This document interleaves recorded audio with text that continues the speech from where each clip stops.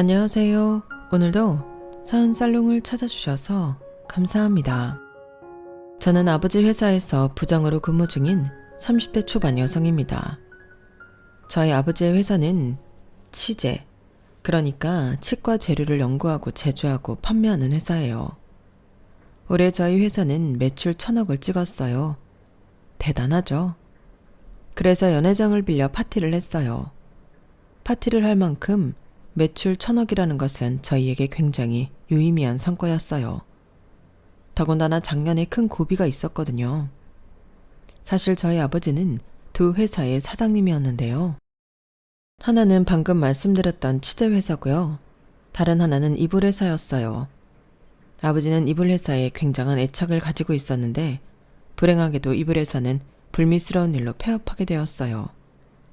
단순히 폐업만 한 게 아니라 빚도 떠안게 되었죠. 그래서 저희 집안은 크게 흔들렸어요. 치제회사도 큰 타격을 입었어요. 매출이 감소했죠. 게다가 저는 남편에게 이혼까지 당했는데요. 남편이 제가 빈털터리 신세가 되자 이혼을 요구했거든요. 그래서 2년간의 결혼 생활을 끝내고 합의 이혼을 했어요. 그리고 그 이후 저는 억하심정으로 일에 매진했어요. 그렇게 달성한 1,000억 매출이었어요. 너무 감사하고 뿌듯하고 행복했죠. 그러니 우습게도 전 남편이 생각나더라고요. 그래서 저는 축하 파티에 전 남편을 초대했어요. 그 파티에 남편이 왔는지, 왔다면 어떻게 했는데, 그리고 그 파티가 어떻게 끝이 났는지 궁금하시죠? 지금부터 차근차근 설명드릴게요. 저는 중소기업 사장의 딸로 태어나 크게 부유하진 않았지만 넉넉하게 자랐어요. 단 한 번도 먹고 싶은 걸 참은 적이 없고요. 하고 싶은 걸 못한 적도 없어요. 그리고 배우고 싶은 건 무조건 배웠죠. 그런 좋은 환경에 저는 머리도 똑똑했어요. 명문 중학교에 가서도 외국어 고등학교에 진학해서도 주눅들지 않을 정도로 공부를 잘했어요. 게다가 제 취미는 악기를 배우는 것이었고 특기는 논술과 토론 발표였죠. 어디 한 구석 빠지는 것 없는 학생이자 딸이었어요. 물론 고등학교 3학년 때 갑자기 밴드가 하고 싶어서 밴드부에 들어가 공부는 안 하고 악기만 뚱땅거려서 서울대에 가지 못했어요. 그래도 인서울은 했어요.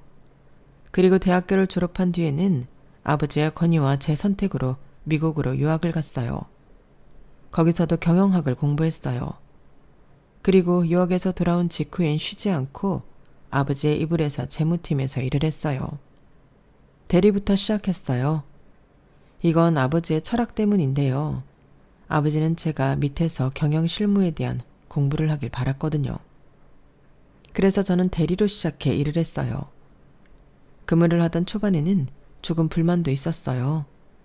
왜냐하면 아버지는 아니라고 했지만 다들 제가 아버지의 딸이라는 걸 알고 있었거든요. 그래서 제게 함부로 이거 해라 저거 해라 못하고 부하인데도 자꾸 존댓말을 하는 불편한 상황이 이어졌죠. 그리고 솔직히 말하면 제가 사장 딸인데 허드렛 일을 하는 게 싫었어요. 처음에 회사에 입사하면 기본적인 것이라기보다는 보조적인 업무를 하게 되잖아요. 저는 메인이고 싶었어요. 그러다 보니 저에게 주어진 일이 너무 작고 하찮게 느껴졌어요. 그래서 하기 싫었어요. 하지만 저는 묵묵히 해나갔어요. 왜냐하면 저는 경영학을 배우며 사업이라는 것의 복잡성과 어려움을 알게 되었거든요. 그러니 수년간 직접 경영을 하는 아버지를 존경하게 될 수밖에 없었죠. 저는 그런 아버지에게 실망감을 안겨드리고 싶지 않았어요. 그리고 딸로서 경영학의 후배로서 아버지에게 인정받고 싶었어요. 그로써 저도 저만의 사업을 하고 싶었죠. 제 운명이 아버지의 사업을 물려받은 것일지라도 말이에요. 그럼 잠깐 아버지에 대한 이야기를 할까요? 저희 아버지가 이불 회사를 차리게 된 계기에 대해 설명드릴게요. 저희 아버지와 이불과의 인연은 참 오래되었는데요. 왜냐하면 저희 친할머니가 이불가게 아들에게 시집을 왔거든요. 친할머니는 시집을 와서 이불가게에서 일을 했어요. 그리고 시어머니가 일찍 돌아가시고 이불가게를 완전히 물려받았죠. 그러니 아버지와 이불과의 인연은 태어나기 전부터 시작된 거예요. 아버지는 이불은 사람에게 없어서는 안 될 소중한 소품이라는 생각을 오래전부터 했어요. 그리고 이불을 완벽하게 대체할 수 있는 건 없다고 좋은 사업 아이템이라고 생각했어요. 그러던 어느 날 어떤 아주머니가 이런 말을 했어요. 이불이 참 굽고 좋은데 내가 처하게 살아서 버셀타에서 살 수가 없네. 그 순간 아버지는 할머니 가게에서 이불을 사면 이불을 배달해주는 서비스를 하기 시작했어요. 그리고 그 이야기를 듣고 이불을 사거나 더 사는 손님들이 많아졌죠. 그게 아버지와 이불의 상업적 관계의 시작이었어요. 그리고 아버지는 할머니의 이불 가게를 팔고 막노동을 해 돈을 모아서 이불 공장을 인수했어요. 그리고 10평짜리 사무실을 계약해 처음에는 동네에서 시작했어요. 우리가 직접 만들어 판다는 슬로건으로 장사를 했죠. 그때 아버지의 나이가 고작 29이었어요. 아버지는 저에게 종종 이불 사업을 처음 시작했을 때의 이야기를 해주는데 그때마다 저는 무섭지 않았냐고 물어요. 무섭지만 인생은 늘 도전이야. 머무르기만 하면 되는 게 하나도 없어. 그게 어쩌면 아버지의 좌우명일지도 모른다고 저는 생각해요. 그리고 이불 사업은 전국적으로 택배를 가능하게 해서 전국적으로 판매를 했어요. 그렇게 전국에 16개 지점 5개의 사무실이 만들어졌고 일본이나 중국 등에 수출을 하기도 했어요. 그때 평균 매출이 50억이었어요. 그러다 수십 년이 흘러 아버지가 첫 임플란트를 하러 치과에 갔는데요. 치료를 받으면서 아버지는 이 사업은 된다고 또 한 번 더 생각했어요. 그리고 수소문을 해 망해가는 치즈 조제업 회사를 인수했어요. 그때 아버지의 나이가 52이었어요. 아버지는 이불 사업과는 또 다르게 치즈 사업에 투자를 많이 했어요. 그래서 지금 치즈 사업을 한 지 약 10년이 되었는데 그동안 제조에만 머무르는 게 아니라 연구하고 유통까지 하게 되었죠. 아버지는 치즈 사업에서도 우리가 직접 만들어 판다는 슬로건을 내걸었어요. 그리고 화학과를 졸업해 연구원으로 일하는 남동생에게 연구실장 자리를 주었어요. 그렇게 저희는 가족회사가 되었죠. 저는 남동생이 연구실장으로 회사에 들어올 때 이불 회사 재무팀의 부장이 되었거든요. 우리가 직접 만들어 판다 이 슬로건에서 알 수 있다시피 저희 아버지의 사업 철학은 직접 눈으로 본 것들만 믿는다는 거예요. 사장인 자기에게 믿음직스러운 것들만 판다는 거죠. 저는 그 철학을 실행하는 아버지가 대단해 보였어요. 그래서 웬만해선 아버지의 의견을 따르는 편이에요. 물론 사업적으로 말이에요. 개인적인 일은 제 뜻으로 해결해요. 명문 중학교에 간 것도 외국어 고등학교에 간 것도 유학을 간 것도 모두 다 제가 원한 거예요. 그리고 결혼도요. 저는 30의 나이에 결혼을 해요. 상대는 10년 전에 대학교에서 처음 만난 같은 과 선배예요. 그럼 연애를 10년 동안 했냐고요? 아니요. 처음부터 저희 두 사람은 연애 감정이 있었던 게 아니에요. 연애는 1년만 했고요. 제가 인서울 대학에 갔다고 말씀드렸죠. 그런데 어디서부터 소문이 난 건지 OT 때부터 다들 제가 뭐 중소기업의 사장 딸이라는 걸 알고 있더라고요. 그래서 저를 불편해하는 사람도 있었고 신기해하는 사람도 있었고 시기하는 사람도 있었어요. 불쾌한 목적으로 접근하는 사람들도 많았어요. 오직 저라는 사람과 친해지고 싶어서 저라는 사람을 알고 싶어서 다가오는 사람은 거의 없었어요. 대부분 저에게 뭘 뜯어내려고 접근한 뒤에 똑부러진 제가 그 어떤 것도 주지 않자 욕하고 가거나 저를 나쁜 년으로 만들었어요. 너는 돈도 많으면서 어쩜 지갑이 그렇게 무겁니? 사장 딸이면 언제 한 번은 네가 그냥 계산해도 되잖아. 돈도 많으면서. 나 돈 없어. 다 아버지 돈이지. 내 돈 아니야. 그런 애가 학교에 외제차를 끌고 다니니? 그 차 너희 아빠가 사준 거 아니야. 그리고 네가 사는 오피스텔도 거기도 너희 아빠가 월세 내주는 거 아니야? 네 옷이랑 구두 가방은 다 그 지갑에서 나오는 거 아니니? 아니 애초에 용돈 받잖아. 그 용돈도 너희 아빠가 주는 거고. 그래 자존심 세우는 거야 뭐야. 아니 우리가 너 수준 맞춰준다고 비싼 데 다니면 네가 한 번은 아니 2번은 내야지. 생일 선물도 가습기가 뭐니 가습기가. 뭐? 내가 언제 이런 데 오자고 했어. 다 너희가 먼저 가자고 했잖아. 그리고 나는 너 자취방 너무 건조하다고 해서 필요한 줄 알았지.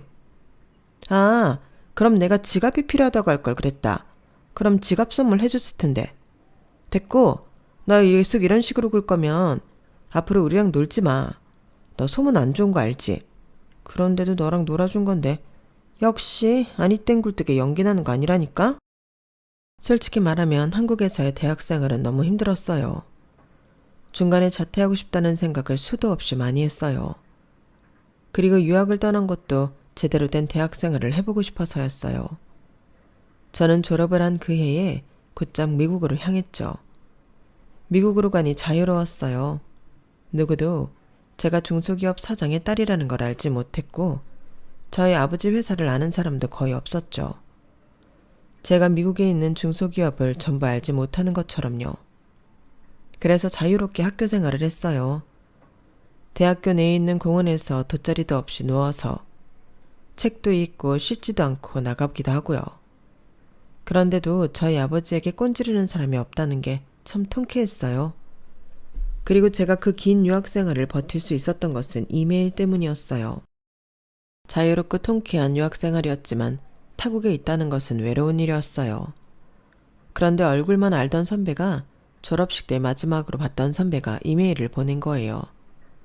잘 지냈냐는 투박한 내용이었어요. 그리고 종종 연락하자는 말을 했죠. 의외의 인물이어서 처음엔 답장을 하지 않았어요. 그런데 다시 이메일이 오더라고요. 그땐 답장을 했어요. 그리고 선배는 미국 시간으로 오전 8시쯤에 꼭 이메일을 보냈어요. 무려 4년 동안요. 그래서 저는 매일 선배의 이메일로 따뜻하게 아침을 열었어요. 그동안 저는 선배에 대해 참 많은 걸 알았어요. 취미가 뭔지, 특기가 뭔지, 학교를 다닐 때 어떤 공부가 제일 재미있었고 어떤 공부는 조금 어려웠는지, 운전하는 걸 좋아하고 형제관계는 누나가 있고 요즘 어떤 생각을 하고 어떤 고민을 가지고 있는지 세세하게 이야기를 했어요. 선배의 얼굴을 알지만 면전에 대고 하는 이야기가 아니어서 저도 제 생각이나 고민 같은 것들을 많이 이야기하고 그랬어요. 어쩌면 숙소로 돌아오면 외로워지는 유학 시절의 창구 같은 거였죠. 우물이라고 해도 좋을 것 같아요. 그리고 제가 4년간의 유학 생활을 마치고 귀국하는데 공항에 마중 나온 사람도 선배였어요. 이렇게 보니 어색하네요. 그러게. 그런데 얼굴은 하나도 안 변했다. 더 예뻐진 것 같은데? 이상한 소리 하지 마요. 그런데 왜 온 거예요, 정말? 온다고 했잖아. 제일 먼저 귀국 축하해주고 싶었어.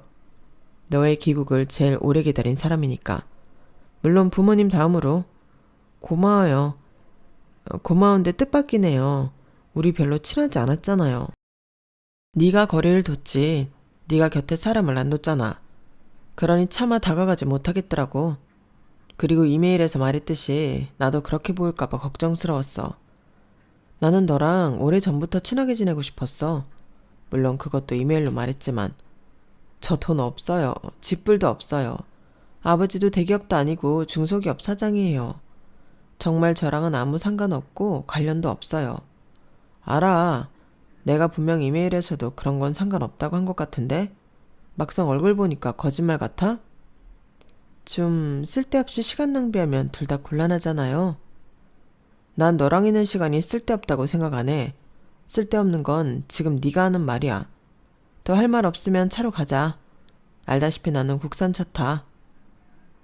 그렇게 그날 이후로 저희는 일주일에 한 번은 만나 식사를 했고 그런 관계로 지낸 지 1년 정도 흘렀을 때 선배 누나가 결혼을 하게 되어요. 그래서 저희 이불 회사에서 사돈의 팔촌까지 혼수를 했어요. 그리고 신혼부부를 위해 특수 제작하는 고급 이불도 한 채 했고요. 저는 인연이 되어 저희 회사 제품을 구매해 준 게 고마워서 선배에게 물어 선배 누나의 결혼식에 갔어요. 축의금을 내고 대충 인사를 드리는데 선배가 저를 부모님께 소개하니 부모님이 정말 반가운 얼굴로 인사하는 거예요. 어머, 아가씨가 말로만 듣던 그 아가씨구나. 어쩜 지훈이 말처럼 곱고 예쁘네. 아, 감사합니다. 엄마, 쓸데없는 소리 하지 마세요. 아무쪼록 우리 지훈이 잘 부탁해요. 좀 예쁘게 봐줘. 별 볼 일 없는 애지만 심성 하나는 최고니까. 사람 마음이 제일 중요하잖아? 여보, 이 아가씨가 지훈이가 말한 그 아가씨래. 아유, 그럽니까? 아가씨, 우리 지훈이 좀 잘 봐줘요. 얘가 가진 건 없어도 싹싹하고 예의 바르다니까. 저는 두 분이 하는 말이 도통 무슨 말인지 알 수 없었어요. 그리고 선배는 무척 난감해 보였죠. 그래서 결혼식이 끝나고 선배가 저를 데려다주는 틈을 타 물어봤어요. 아까 부모님이 하신 말씀 무슨 말이에요? 아, 별거 아니야. 별거 아닌 게 아닌 것 같은데 뭔데요? 내가 네 이야기를 좀 했거든. 내가 요새 마음에 드는 여자가 있다고. 아니, 하도 엄마랑 아빠가 중매보라고 하길래. 아, 그래서 방패로 쓴 거예요? 그렇구나. 아니, 꼭 그런 건 아니고. 난 진심이야. 네? 난 진심이라고. 선배는 조심스럽게 저에게 고백을 했어요. 그리고 제가 허송세월 산 것도 아니고 솔직히 알고 있었죠. 선배의 마음을요. 하지만 그게 검은 속내인지 아닌지 알 수가 없어서 무시하고 있었던 것 뿐이에요. 하지만 4년 동안 오전 8시만 되면 이메일을 보내는 그 마음이 사랑이 아니면 뭐겠어요. 저는 선배의 고백을 받아들였어요. 그렇게 저희는 커플이 되었고 그동안 사업도 번창했어요. 사업이 각각 100억 매출을 달성했죠. 이보다 더 좋을 수 없었어요. 나 지금보다 더 좋을 수 없을 것 같아. 오빠랑 잘 만나고 있고 사업도 잘 되고 있고 어떻게 지금보다 더 좋을 수가 있겠어? 지금보다 더 좋을 수 있지. 응? 난 지금으로 만족하는데. 사업하는 여자가 그렇게 쉽게 만족하면 어떡해? 더 진취적으로 굴어야지. 사업도 안 하는 사람이 잘도 하네. 어떻게 하면 되는데? 결혼하자. 내가 지금보다 더 행복하게 해줄게. 그렇게 저는 1년 연애 끝에 결혼도 하게 되면서 더할 나위 없이 행복한 생활을 하게 되었어요. 결혼 생활은 너무나도 만족했어요. 남편은 저에게 꾸준히 잘했고 그런 만큼 저희 가족에게도 잘했어요. 남편은 매번 저희 어머니를 만날 때마다 꽃다발을 사들고 갔어요. 저희 엄마가 꽃을 무지 좋아하시거든요. 꽃꽂이도 배워서 남편이 꽃을 사들고 가면 엄청 좋아했어요. 그리고 저한테는 1살 터울 남동생, 5살 터울 여동생이 있는데 함께 자주 영화를 보러 갈 만큼 허물없이 지냈어요. 그리고 남편은 저희 아버지에게는 좋은 양주를 사다 드려요. 저희 아버지가 양주를 마시는 것도 좋아하지만 모으는 것도 좋아하거든요. 그래서 술은 잘 알지도 못하는 사람이 공부를 해서 좋은 양주를 사와요. 그걸 저도 아버지도 참 기특해 하고요. 그리고 남편이 진두지휘에서 가족여행을 간 적도 있어요.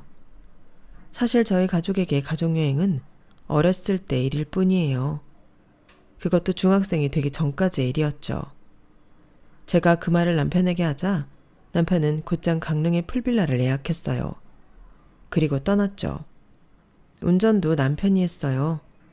아버지는 그 일도 참 고마워했어요. 이런 행복이 있는 줄 잊고 살았구나. 황서방, 참 고마워. 아닙니다. 제가 해야 할 일인데요. 앞으로 이렇게 행복하실 수 있게 노력하겠습니다. 내가 이렇게 많은 걸 받아도 되나? 황서방, 그 회사 언제까지 다닐 거야? 지금이라도 당장 사직서 내고 우리 회사로 들어와. 내가 큰 자리 하나 줄 테니까. 아유, 아버님 취하셨습니다. 제가 더 노력하고 더 멋진 사람이 되어서 가겠습니다. 그때 기회를 주세요. 아버지는 남편의 노력을 알아주셨고 가끔은 사위를 사랑하는 마음으로 회사에 자리를 줄 테니 지금 다니는 회사를 간두라고 말하곤 했어요. 그 말은 진심이었어요. 사위를 사랑하는 마음도 빈 것이 아니었고 자리를 준다는 말도 빈말이 아니었죠. 하지만 남편은 아버지의 그 말에 겸손하게 거절했어요. 하루는 제가 왜 아버지의 제안을 거절하냐고 물어본 적이 있어요. 아버지가 가끔 자기한테 회사 나오라고 일자리 준다고 그러잖아. 그런데 왜 거절하는 거야? 아, 너무 감사하지. 너무 감사하지만 냅다 받아버리는 것도 너무 가벼워 보이잖아. 아버님이 신중하게 생각해서 말씀해 주신 건데 나도 신중하게 생각해야지. 물론 나도 자기 회사에 아버님 회사에 도움이 되고 싶어 언젠가는. 저는 남편의 그런 겸손하고 깊은 마음이 보기 좋았어요. 그래서 저는 결혼을 하고 더더욱 남편을 사랑하게 되었어요. 그리고 남편이 이렇게 해주는 만큼 저도 시댁에 잘할 수밖에 없더라고요. 저는 시댁에 가면 굳은 일도 하고 지루하지만 법조계의 이야기도 재밌게 듣고 그랬어요. 저희 시아버지가 판사로 퇴직하셨거든요. 그리고 시어머니는 변호사로 근무하셨고요. 시누이는 대기업 법무팀에 다니고 있어요. 남편을 제외하고 모두 법조계에 있죠. 시댁에서는 만날 때마다 법률 이야기를 해요. 남편을 제외한 시댁 식구들은 그런 이야기가 재밌나 봐요. 그럴 때면 저와 남편은 이야기에 집중하려고 온갖 애를 써요. 어떨 때는 허벅지를 꼬집을 때도 있다니까요. 그렇다고 제가 법률 이야기에 참여하기 위해서 법에 대해 공부할 수는 없었죠. 그럴 시간도 없었고요. 그래서 저는 선물 공세를 했어요. 시아버지에게는 명품 시계를, 시어머니에게는 명품 가방을, 시누이에게는 명품 목걸이를 선물했죠.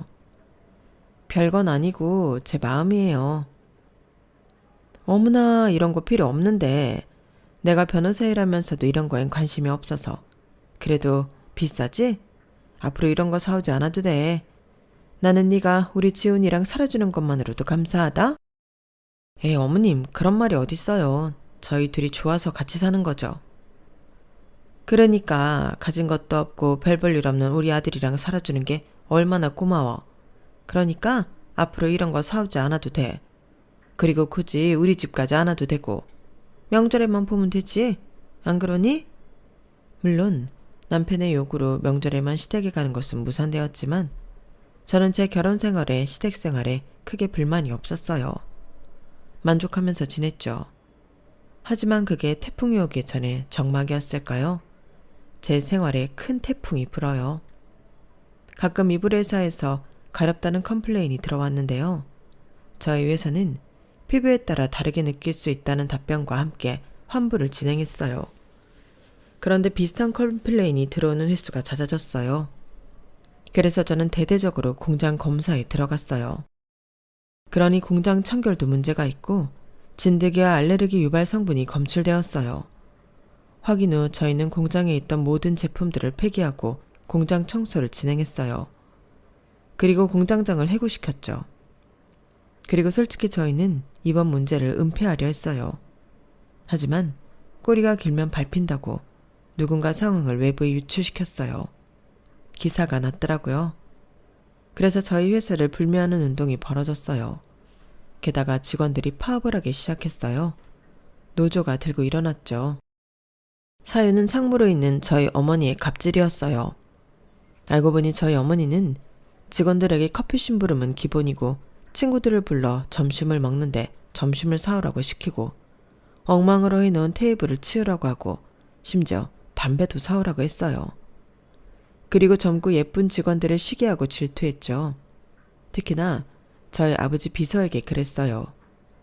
매일 비서실로 찾아가 사장님한테 사근사근하게 말하지 말라. 쓸데없이 웃지 마라 명령을 하고 복장 관리도 했어요. 그리고 시도 때도 없이 비서에게 연락을 해 귀찮게 하고 욕설을 하기도 했죠. 그래서 비서가 여러 번 바뀌었어요. 그런데 그 녹음본들을 모든 비서들이 가지고 있더라고요. 비서들과 일부 여직원이 상무인 저희 어머니를 직장 갑질로 고소하려고 했어요. 저는 상황을 해결하기 위해 매일 새벽에 출근해 불매운동을 잠재우려고 애쓰고 노조를 하은 직원들과 고소를 하려는 직원들을 찾아가 고개 숙여 사과했어요. 그러니 한 달 만에 3kg가 빠지더라고요. 그런데도 상황은 쉽게 해결되지 않았어요. 결국 아버지는 이불 회사를 폐업하기로 결정했어요. 폐업 후 어머니에게 크게 실망한 아버지는 어머니와 이혼하기 위해 소송을 했고요. 저는 취재회사 재무팀의 부장이 되었어요. 그럼 원래 있던 재무팀의 부장은 잘렸냐고요? 아니요. 이불 회사가 폐업하고 저희 회사에 비전이 없다고 판단한 많은 직원들이 이직하고 퇴사를 했어요. 그래서 빈자리가 많았어요. 재무팀 부장 자리도 마찬가지고요. 그래서 제가 이직하는 데에는 문제는 없었어요. 다만 회사 분위기에 문제가 많았죠. 이불 회사가 망하니 취재회사도 흔들리더라고요. 아까 말씀드렸듯 직원이 대거 이탈한 것도 그렇고 매출은 말할 것도 없고요. 투자자들도 많이 빠져나갔어요. 저는 회사의 균형을 잡기 위해 바로 세우기에 노력했어요. 그리고 제가 용기를 잃지 않은 이유는 황폐한 상황에서도 포기하지 않고 웃음을 잃지 않는 아버지 덕분이었어요. 아버지는 이혼 소송 중에도 매일 출근을 했고 혼자 사장실에 있을 때는 어떨지 모르겠지만 늘 웃었어요. 아버지, 괜찮으세요? 괜찮아야지. 내가 흔들리면 회사 자체가 흔들리는 거다. 우리 일어설 수 있어. 회복할 수 있다. 나는 우리 직원들을 믿고 너도 믿고 성준이도 믿어. 이것도 못 이겨내면 사업가라고 할 수 있겠니? 그러니까 우리 잘해보자. 저는 아버지를 믿고 눈앞에 있는 것들을 정말 아수라장이 된 눈앞의 것들을 하나씩 처리했어요. 그런데 제 마음을 흔드는 것은 따로 있었어요. 바로 남편이요. 이불 회사가 폐업한다는 소식이 기사로 퍼지면서 남편에게 전화가 왔어요. 자기야, 정말 자기 회사, 아니 아버님 회사 문 닫는 거야? 그럼 어떻게 되는 거야? 취재 회사는? 거긴 안전한 거야?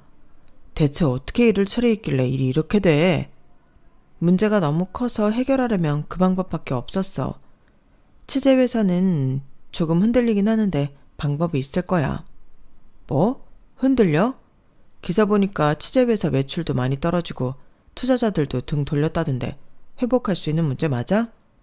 회복할 수 있어. 아버지랑 성준이랑 같이 이겨낼 수 있어. 구체적인 방법이 뭔데? 말해봐. 구체적인 방법은 아직 없지만 앞으로 나아가다 보면 길이 있을 거야. 무슨 그런 뚱딴지 같은 소리가 어딨어. 자기 사업하는 사람 맞아? 그런 뜬구름 잡는 소리를 하면서 어떻게 사업을 해. 정신 차려. 지금 너 완전 거지될 수도 있다고. 자기야, 아무리 그래도 그렇게 말하는 게 어딨어. 정말 날 걱정하는 거 맞아? 걱정이고 나발이고 앞으로 잘해. 이 고난 무조건 이겨내야 해. 지금 취재회사까지 망하면 나 가만 안 있어. 정신 똑바로 차려. 망하는 거 한순간이야. 지금 겪어봐서 알잖아. 하지만 한동안 취재회사도 많이 흔들렸어요. 저희 부부는 돈 관리를 따로 했는데 남편은 이불 회사가 망한 뒤로 매달 자기에게 수입을 공개하라고 했어요. 그리고 매달 떨어지는 수입을 보며 한숨을 쉬더니 언제부터는 집에 잘 들어오지 않더라고요. 전화를 하면 회식이 늦어서 밖에서 잔다. 저를 만나면서 단 한 번도 출장이 없었는데 출장이 있다고 말도 안 되는 말을 했어요.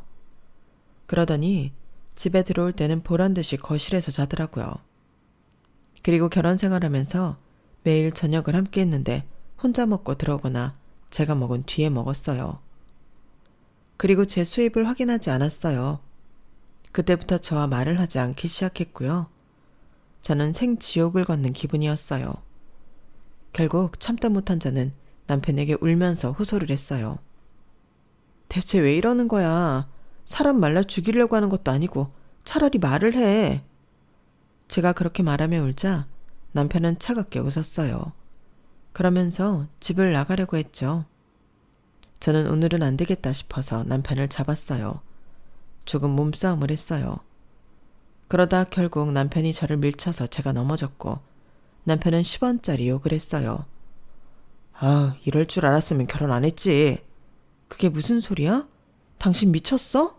적당히 해. 나도 많이 참고 있으니까. 너 이렇게 쫄딱 망하고 나서부터 우리 집에서 나 다시 개무시당한 건 아냐? 집 비밀번호도 바꿨더라. 내가 돈이라도 달라고 할 줄 아는 건지. 그건 또 무슨 소리야. 알아듣게 이야기해. 나 지금 당신 말 하나도 못 알아듣겠어. 순진한 척 내숭 부리지 마. 우리 집에서 나 무시하는 거 네가 몰랐다고? 맨날 가진 것도 없고 보잘것없는 아들이라고 하는데 그걸 몰랐다고? 언제 한번 우리 엄마 아빠가 나보고 우리 아들이라고 부르는 거 봤어?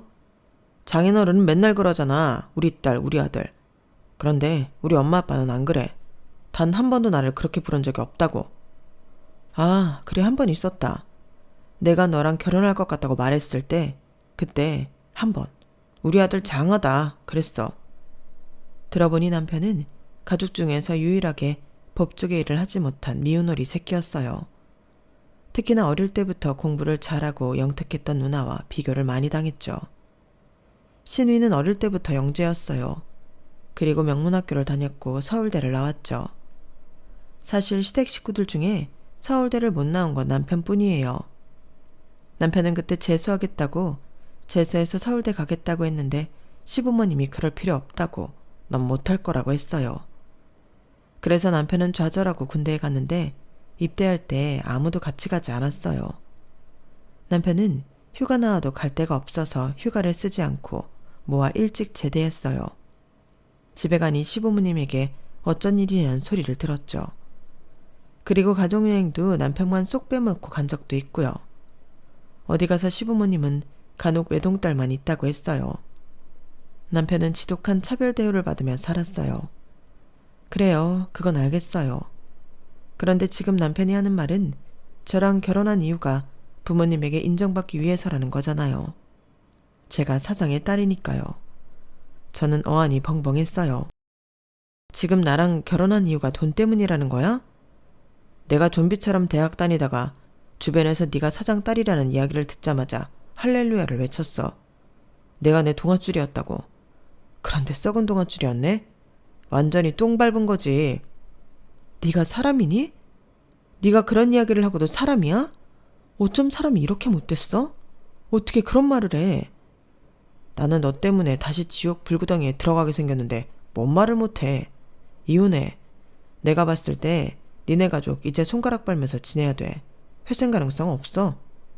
이혼? 지금 말 다 했어? 자기야, 왜 그래? 나 지금 너무 혼란스러워. 그럼 모든 게 다 거짓말이었다는 거야?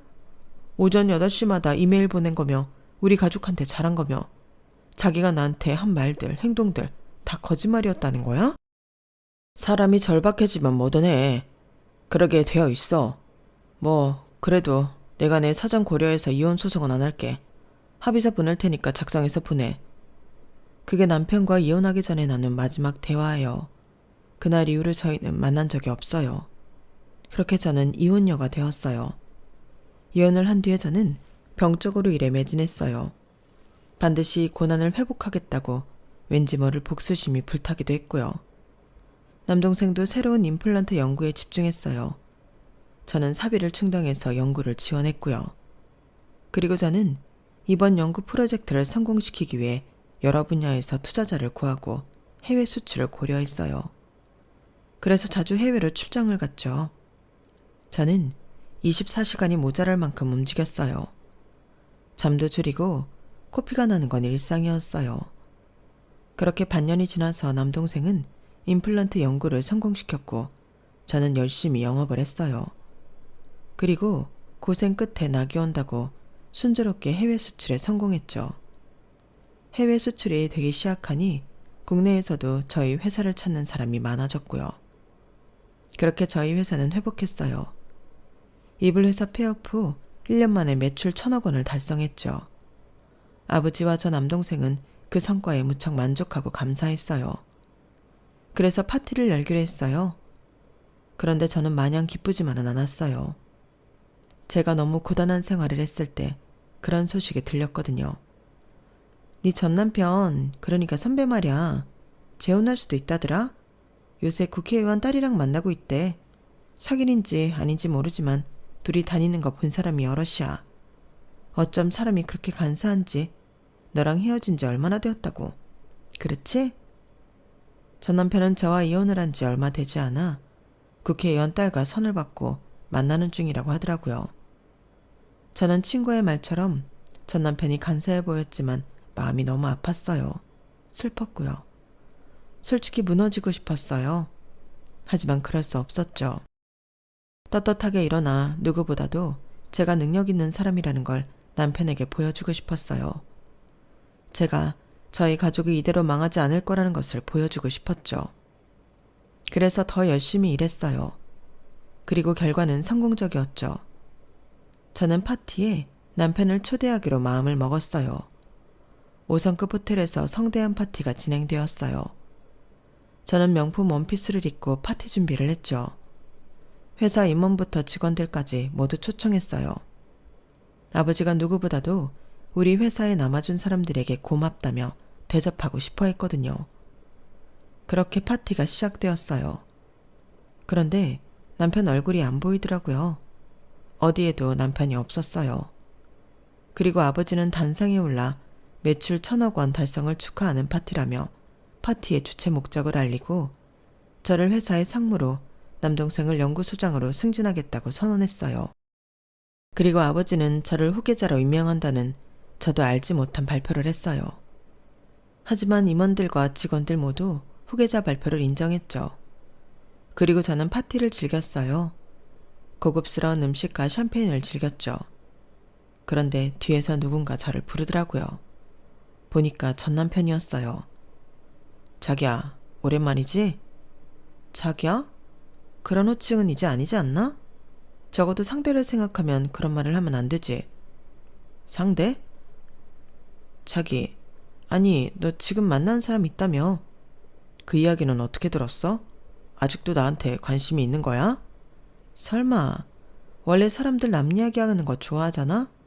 대가 남은 아니잖아. 남보다 더 못한 사이지. 그렇게 선을 그을 필요는 없잖아. 아무튼 축하해. 이렇게 될 줄은 몰랐는데 사업이라는 게 정말 알 수가 없네. 그런데 나를 왜 초대한 거야? 내가 성공한 걸 누구보다도 네가 보고 싶어 할 것 같아서. 왜 그렇게 생각해? 나랑 헤어질 때 네가 그랬지? 나, 우리 가족, 우리 회사 절대 못 일어날 거라고. 그런데 우리 멋지게 당당하게 일어났어. 그러니 네 생각이, 네 판단이 틀렸다는 걸 네 눈으로 직접 보는 게 좋지 않겠어? 날 이제껏 계속 생각했다는 거네. 그러면서 남편은 저에게 다시 합치자는 이야기를 했어요. 그래서 저는 남편에게 결혼 반지를 건넸어요. 그런데 남편이 오해하는 것 같더라고요.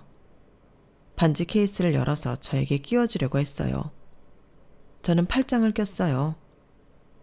이런 자리에서 꼭 돌려주고 싶었어. 이혼할 당시에는 내가 솔직히 미련이 남아서 돌려줄 생각을 못했는데 지금은 아니야. 지금 내가 네 표정을 보니 속이 다 시원해. 지금 네 표정이 어떤 줄 알아? 사자 앞에 서 있는 토끼 같아. 그런데 나는 널 잡아먹지 않을 거야. 내가 잡아먹을 건 천지에 널렸거든. 너같이 아무런 영양가 없는 건 이젠 입에도 안 댈 거야. 물론 내가 가장 힘들었을 때 위로가 아닌 비난을 해줘서 지금은 고마워. 그때는 남편이 정말 남의 편이라는 뜻이구나 싶어서 우울하고 슬펐는데 지금 생각해보니 네가 그러지 않았으면 내가 지금처럼 일어나지 못했을 것 같아. 그렇다고 네가 잘했다는 건 아니고 남편이란 인간이 그래선 안 되지. 그 상처 내가 아직도 가지고 있어. 널 보면 아주 죽이고 싶을 정도로 미워. 그래서 널 초대한 거야. 아, 아까 다시 합치면 안 되냐고 그랬지. 왜? 국회의원 딸이랑 선보는데도 너희 집에서 너를 아직도 무시하니? 왜? 또 너 빼고 가족여행이라도 갔다 왔어? 넌 남의 상처를 그렇게 말해도 돼? 왜 이렇게 사람이 악독해졌어? 네가 나를 이렇게 만들었잖아. 내가 이를 갈게끔 만들었잖아. 그래놓고 이제 와서 그런 말을 하면 안 되지. 그러면 이제라도 내가 못 받은 위자료 줘. 나 그거 받을 자격 있잖아. 내가 너희 가족한테 얼마나 투자하고 잘했는데. 아버님이 그랬지? 내가 가족이 되어서 이런 행복이 있는 줄 알았다고. 그 이야기 그냥 한 말 아니야. 내가 그만큼 너희 가족한테 헌신했다고. 그러니 재혼할 거 아니면 위자료라도 줘. 이제 와서? 네가 분명 이혼할 때 말했지. 주워 먹을 것도 없으니까 합의혼하자고. 그런데 이제 와서 주워 먹을 게 생기니까 위자료를 달라고? 아주 밑바닥까지 가는구나. 미안하지만 너 먹으라고 떨어뜨릴 건 없어. 네 간사한 입에 들어갈 내 몫은 없다고. 그리고 지금 네가 그렇게 말하면 지금 만나는 국회의원 딸이 뭐가 되니? 아, 그것 때문에 그래? 우리 사귀는 사이 아니야. 그냥 알아가는 단계인 거지. 자기가 올바른 결정을 하게 되면 깔끔하게 헤어질 거야. 그런 사이니까. 에이, 지금 질투해서 괜히 그런 말 하는구나? 질투라고? 너는 정말 살기가 편하겠다. 어떻게 너 좋을 대로만 생각하니? 그러니 집에서 그런 대우를 받고 있지. 나는 그렇게 생각해. 네가 집에서 자신감도 없고 쩔쩔매며 사는 건 네 가족 때문이 아니라 너 자신 때문이라고. 너를 갉아먹은 건 너라고.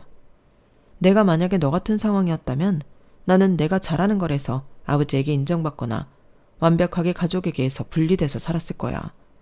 그런데 넌 이조저조 아니잖아. 잘하는 걸 갈고 닦지도 않았고 가족을 버리지도 않았잖아. 왜 안 버렸을까?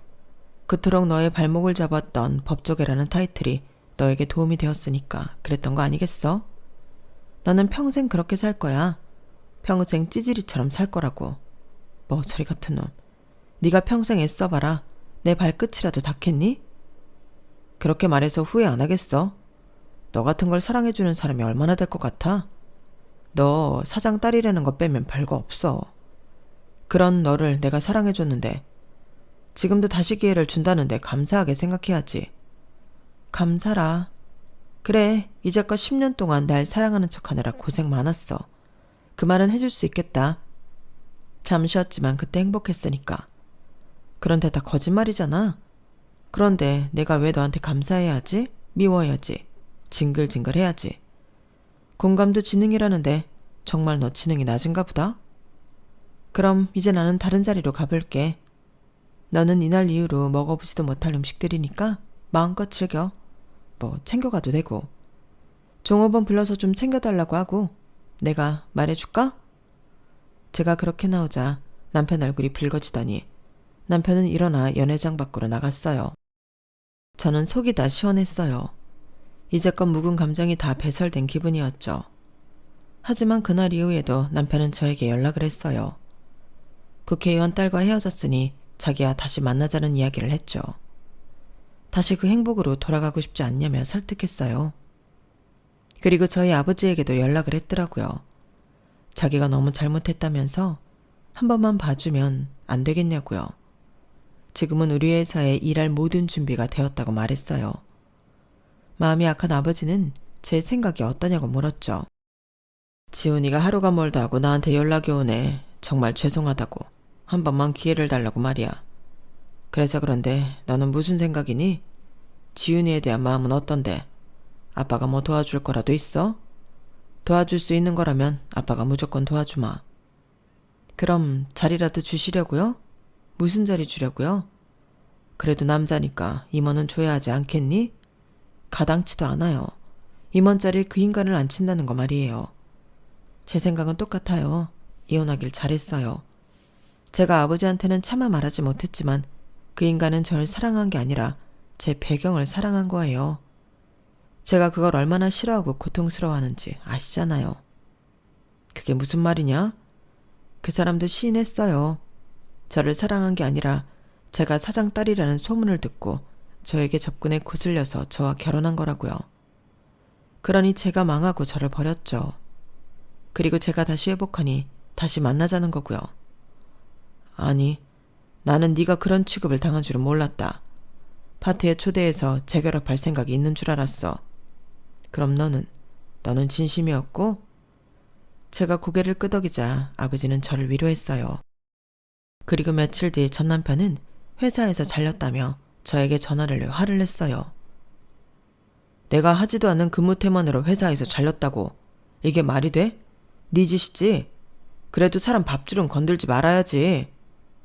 저는 처음 듣는 소리에 일단 전화를 끊었는데 알고 보니 아버지의 행동이었죠. 아버지는 전 남편이 제게 어떻게 했는지 사실을 알고 나서 남편의 뒷조사를 했어요. 그리고 남편이 근무에 태만하고 있다는 사실을 발견했죠. 그리고 사내 평가도 좋지 않았어요. 저와 결혼을 했을 때는 중소기업 사장의 사위여서 국회의원 딸을 만나고 있을 땐 국회의원의 사위가 될 사람이어서 간사하고 자만했던 모양이에요. 회사 직원들이 모두 저 남편에 대해 그렇게 말하더라고요. 어차피 잘릴 사람이었는데 죽음 앞당겨졌을 뿐이더라고요. 그래서 일이 그렇게 된 거였어요. 하지만 저는 이 사실을 전 남편에게 알리지 않았고 후계자가 되기 위해 열심히 일을 했어요. 제가 열심히 한 만큼 회사는 점점 더 성장했어요. 그리고 아버지는 애정하던 이불 사업을 다시 시작했어요. 기자를 만나 사과의 메시지를 고객들에게 전했죠. 반응이 나쁘지 않았어요. 그리고 들려오는 소문에 의하면 사람도 잃고 회사도 잘린 전 남편은 매일 술집에 혼자 있다고 해요. 그럴 시간이 없을 텐데, 정신 차려야 할 텐데 그런 생각이 들다가도 쌤통이다 싶기도 해요. 여기까지가 제 사연입니다. 간사하고 마음이 음흉한 여우였던 남편의 이야기 어떻게 들으셨나요? 여러분들은 과유불급, 욕심이 많으면 탈이 나기 때문에 적당한 욕심, 적당한 열정. 다들 알고 계시죠? 저도 잊지 않고 정도를 지키며 더 열심히 살아봐야겠어요. 모두 건강하세요. 여러분, 사연 댓글에 응원과 현명한 조언 부탁드려요. 좋아요와 구독은 저에게 큰 힘이 됩니다. 오늘도 좋은 일 가득하세요.